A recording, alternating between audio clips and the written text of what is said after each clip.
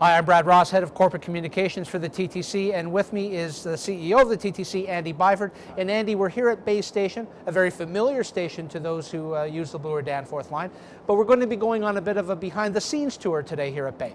Well, that's right, Brad. This station was opened in 1966. It's one of our busiest stations. But what many customers don't realize is there's another station below this one. It's called Bay Lower. So that's what we're going to have a look at today. Once we're done, there's one other place we'd like to take our viewers to, but that's a surprise at the end of the film. So Andy, we're here at Bay Lower, not Lower Bay. That opened in 1966. And it was used for what exactly?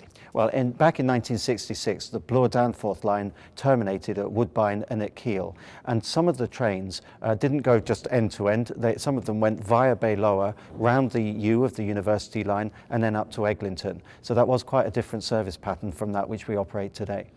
But it became very confusing for customers, many delays, and so it was abandoned after how long? After 6 months. So some customers just found it was confusing. It did introduce delays into the service. So after 6 months, we went back to the normal pattern that we've got to today, which is keeping the two lines separate. Okay. Now this station is a live station. The track, the power rail, the switches, the signals are all live and active. What do we use Bay Lower for today? Well, there's a number of uses. I mean, one of the main uses is it's used as a film set. So there have been a number of Hollywood movies filmed here, including such famous people as Colin Farrell, Michael Douglas, Michael Caine, Bruce Willis. We've also used it for TV commercials and that kind of thing. Now, for our own uses, what does the TTC specifically use Bay Lower for today? Well, a number of things. We test new products down here. So, for example, ceiling tiles. If we want to change the ceiling tiles, we test them down here in this non-public environment. And the tactile strips that you see along the side of the platform, again, we can test them down here to make sure that they work properly. And we also do a lot of training down here. We work with the emergency services so that they can become familiar with the emergency equipment and the railway environment. And finally, Andy, I know that we do need to move trains from line to line, and work cars coming in from our Greenwood yard that have to get onto the Young University Spadina line. And in fact, some of our customers have come through Bay Lower when we've had to do some work at St. George, for example. So we can move trains between lines here. Yeah, it's a really useful facility because those connections are still there, the signaling's still there, the track connection's still there, and it is a very useful way of moving trains from the Bloor Danforth onto the University line and Spadina line. Great, Andy, thank you very much. We're now going to leave Bay Lower and we're going to head to Queen Station.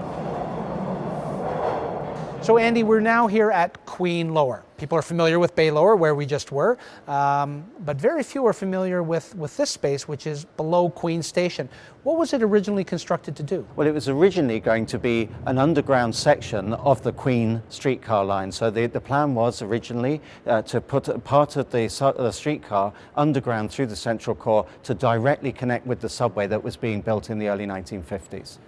Right, because we can see, the platforms where the streetcars would have loaded and unloaded. We're standing on the track bed, the original track bed. There's no rail, but it was ultimately abandoned because of cost? That's right. It was felt to just be too expensive. Now, in later years, when the Metro Council were looking to expand the subway system, there was some talk about putting a subway underneath Queen, but the greater need was felt to be along Bloor and Danforth Avenues, so that's what led to the existing Bloor Danforth subway that we know and use today.